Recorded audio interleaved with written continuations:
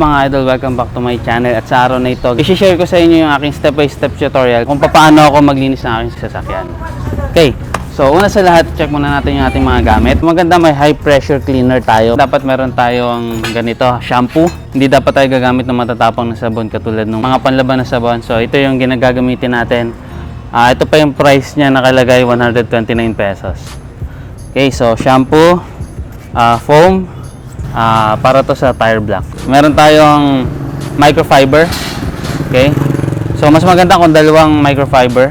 Tapos yung ating pinakapanlinis, meron tayong wax para sa pampakintab tsaka pump protection. At syempre, mas maganda yung gulong kapag sila ay kulay itim. So, tire block. So, isang importanteng bagay kapag tayo magdi-DIY ng paglilinis ng ating sasakyan, yung panahon. Hindi dapat tutok na tutok yung araw kasi mabilis matutuyo yung ating sabon o yung tubig. At the same time, dapat sobrang liwanag ng paligid. Ito yung unang-una natin dapat gawin mga idol. Linisan muna natin yung loob. I-vacuum muna natin.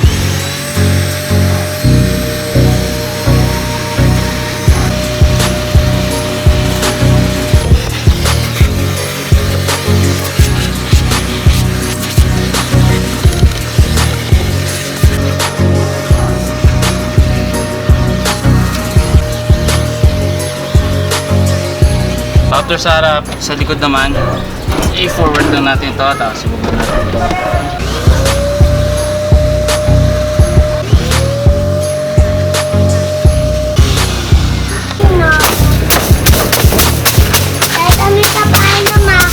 Hindi!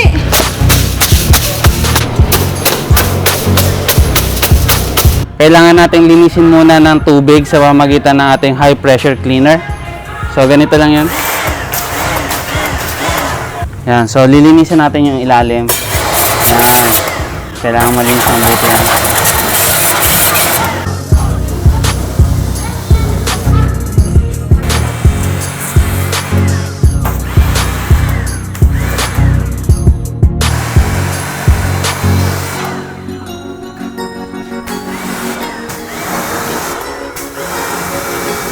So kung gusto nilang matalas yung tubig, turn nyo lang to sa left, tataros yan. Pagka tiniturn nyo sa right, bubuka yung tubig. Yan.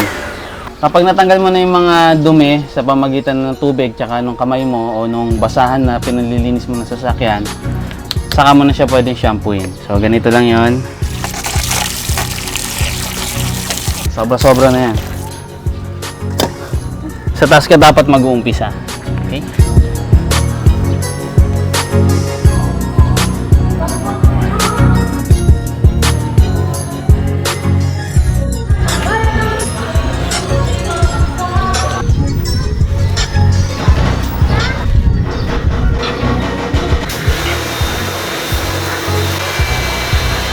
So ang ginagawa ko, yung taas lang muna nililinisan ko yung bubong tapos yung mga salamin. Inuna ko muna yung salamin tapos lilinisan ko ulit to kasi may mga dumi ito eh. Diba? Bago ako linisan yung buong body, dito muna tayo sa salamin.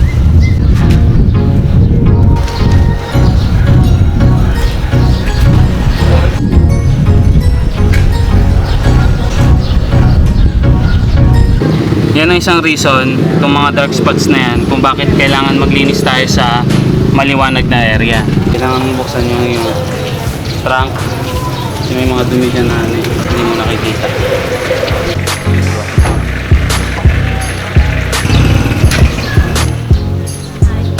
Dapat may brush ka rin kung minsan, para dito sa paligid ng sa tulong linis. Pero okay na sa akin kahit maliit lang.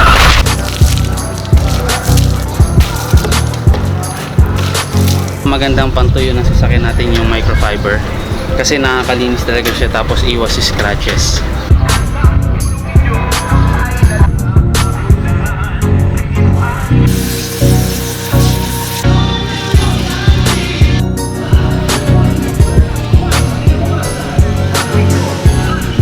Sachet na wax. Pwede na to. Sachet.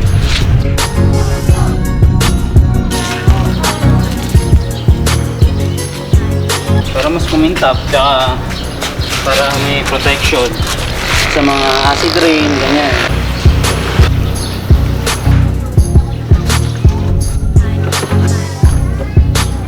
So, malinis pa naman yung ating battery. Ay, brush kayo, brush mo. Ayan. So, malinis pa naman. So, itong fuse box. Dashboard mo.